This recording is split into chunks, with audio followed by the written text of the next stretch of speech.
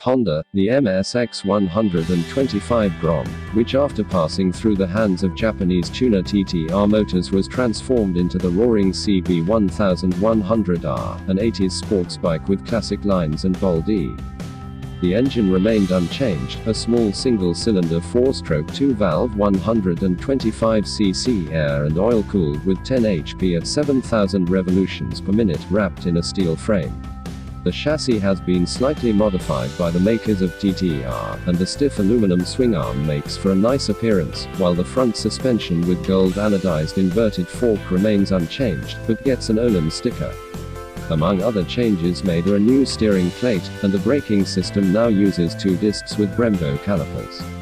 The 12-inch openwork wheels receive a gold-colored finish. Its weight is 100 kilograms, although the superstructure is new.